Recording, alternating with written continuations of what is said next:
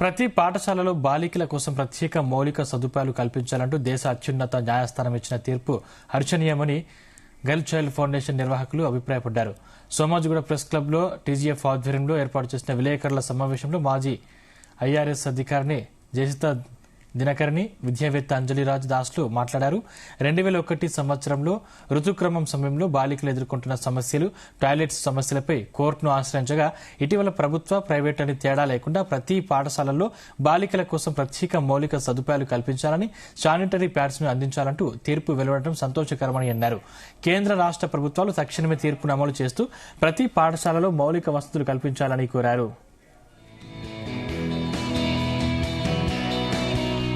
మనవి చేసుకుంది ఏంటంటే, మన తెలంగాణ గవర్నమెంట్ స్కూల్స్ ఒక 26,000 స్కూల్స్ ఉన్నాయండి. ఓన్లీ గవర్నమెంట్ స్కూల్స్ చాలా దీనమైన పరిస్థితుల్లో, దయనీయమైన పరిస్థితుల్లో ఉన్నాయి. వాళ్ళకి వాటర్ ఫెసిలిటీస్ కానీ, వాష్రూమ్స్ కానీ సరిగ్గా లేవు. అండ్ శానిటరీ ప్యాడ్స్ అనేది బయోడిగ్రేడబుల్ శానిటరీ ప్యాడ్స్ గవర్నమెంట్ ఎంత తొందరగా వీలైతే అంత తొందరగా వాళ్ళకి సప్లై చేయాలి.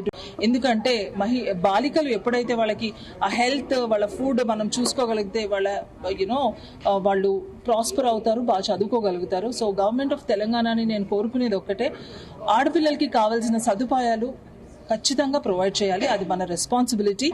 అండ్ సుప్రీంకోర్టు ఇచ్చిన ఆదేశాల ప్రకారంగా మనము ఎంత వీలైతే అంత తొందరగా ప్రతి గవర్నమెంట్ స్కూల్లో అవేర్నెస్ సెషన్స్తో పాటు proper washrooms and water facilities provide చేయాలని గవర్నమెంట్ని మనవి చేసుకుంటున్నాము.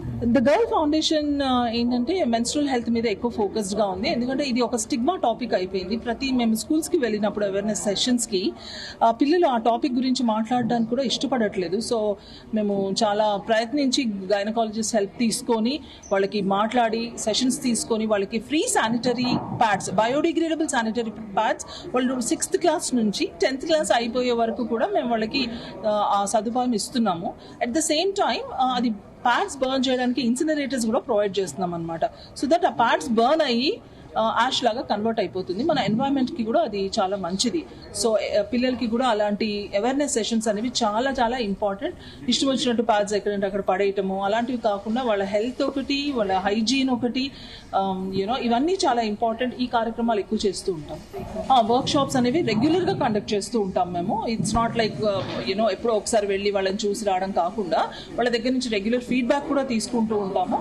వి give them the sheets, we take their videos, how they are feeling before sanitary pads ఇచ్చే ముందు, తర్వాత ఎలా ఉంది వాళ్ళ situation, how they are feeling. They feel really good and happy about it. And I want to continue this journey with the help of stakeholders, government authorities, everybody coming together, and then we can make our city and our state a wonderful state.